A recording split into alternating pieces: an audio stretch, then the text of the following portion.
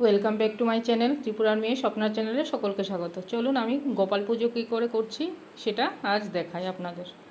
আমার বাড়িতে আমারই গোপালের দাদা বেড়াতে এসছে।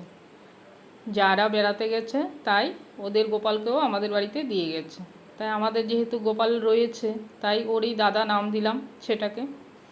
এবার দাদা তার ছোট ভাই সবাই মিলে আমাদের বাড়িতে এক সপ্তাহের মতো বেড়াতে এসেছিলো। তাই তাদের জন্য সেদিন যখন চলে যায় তাকে এইভাবে পুজো করে আমি প্রসাদ নিবেদন করে তাকে তারপর এদের বাড়িতে দিয়ে আসলাম।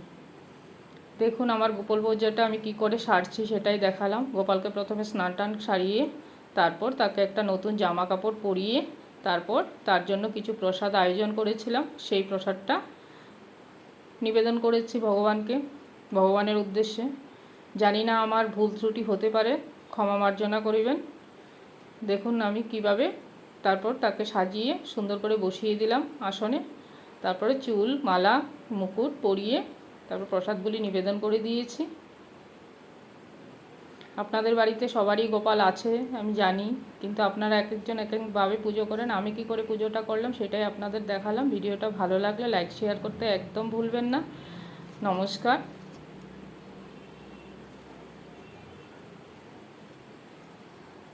পুরনো বন্ধুদের জানাই অনেক অনেক ধন্যবাদ। নতুন বন্ধুদের পাশে থাকার জন্য আবেদন জানাচ্ছি।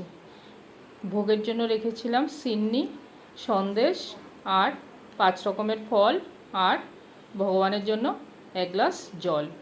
সেটাই ছিল ভগবানের আজকের প্রসাদ।